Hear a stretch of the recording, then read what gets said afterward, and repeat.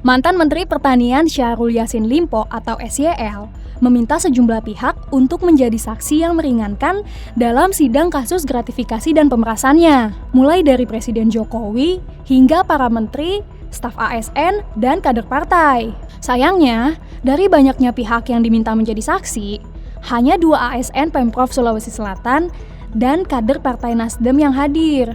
2 orang ASN Pemprov Sulsel itu adalah Abdul Malik Faisal dan M. Jufri Rahman. Keduanya ini mengenal SYL saat SYL menjadi Gubernur Sulsel.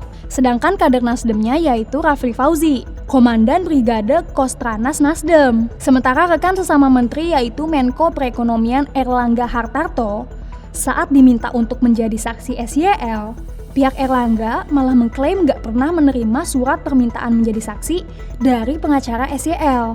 Hal ini diungkapkan oleh juru bicara Kemenko Perekonomian, Haryo Limanseto pada 10 Juni 2024. Sekalipun pihak Erlangga menerima surat tersebut, Haryo mengatakan kalau Erlangga ini sedang berada di luar negeri selama beberapa hari.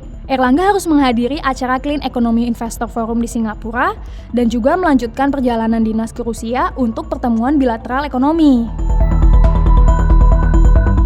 Penasihat hukum SYL juga mengaku telah bersurat ke Presiden Joko Widodo, ke Wakil Presiden Ma'ruf Amin, hingga Wakil Presiden ke-10 dan ke-12 yaitu Yusuf Kala. Pihak SYL membeberkan alasan mengirim surat ke petinggi negara ini. Katanya sih karena ketiganya mengenal SYL dengan baik.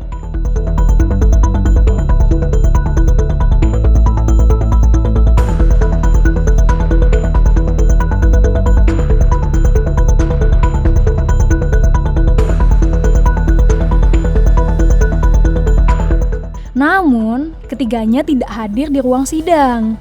Pihak istana mengatakan bahwa kasus SYL ini tidak ada hubungannya dengan pimpinan negara ini, meskipun status SYL sebagai menteri yang merupakan pembantu presiden. Karena katanya, hubungan presiden dengan para menterinya hanya sebatas hubungan kerja dalam menjalankan pemerintahan, sehingga Presiden Jokowi dianggap tidak berhak menanggapi kasus SYL.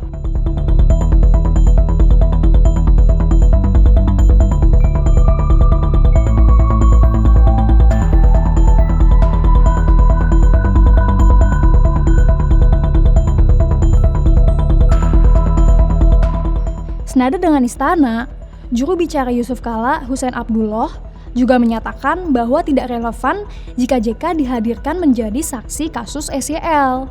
Apalagi, SYL bukan menteri di kabinet pemerintahan JK. Hussein juga bilang kalau JK tuh nggak tahu menau soal kasus yang menimpa SYL ini. Kalau nggak ada hubungannya dan nggak merasa dekat, kenapa SYL kirim surat ke mereka ya? Kalau presidennya aja nolak, gimana pembantu presiden lainnya? Kayaknya emang udah nasib kakek SYL deh menghadapi kasus ini sendirian. Kan uangnya juga dipakai untuk pribadi. Uang senilai 44,5 miliar rupiah itu dipakai untuk keperluan pribadi dan keluarganya. Mulai dari nyawer biduan, charter pesawat, ulang tahun cucu, treatment kecantikan anaknya, beli skincare, sampai umroh dan kurban, dan juga pesan makanan sehari-hari di rumah pakai uang itu loh. Seperti yang kita tahu, SYL ini didakwa melakukan pemerasan dan menerima gratifikasi dengan nilai 44,5 miliar rupiah. Dia didakwa sama 2 ex anak buahnya, yakni Sekjen Kementan Nonaktif, Kasdi, dan juga Direktur Kementan Nonaktif Muhammad Hatta. Kasdi dan Hatta ini diadili dalam berkas perkara terpisah. Nah, kalian tahu nggak sih guys? Nggak cuma kasus gratifikasi dan pemerasan aja nih yang menjerat SYL. Setelah diselidiki KPK lebih jauh, SYL juga terjerat kasus tindak pidana pencucian uang atau TPPU.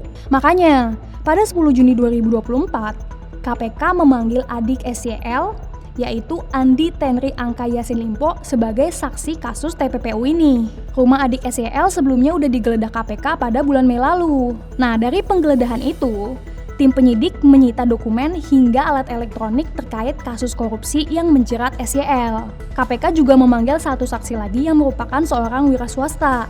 Kalian tahu nggak sih guys berapa jumlah aset SYL dari hasil TPPU itu? So far sih kata KPK nilainya mencapai 60 miliar rupiah.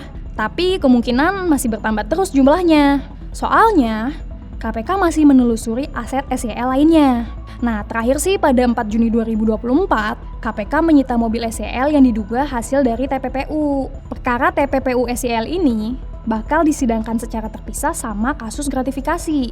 Wah, kira-kira SYL bakal dipenjara berapa tahun ya guys? Soalnya doi keseret 3 kasus sekaligus loh, dan nominalnya juga di atas 100 miliar kalau di total. Komen ya guys.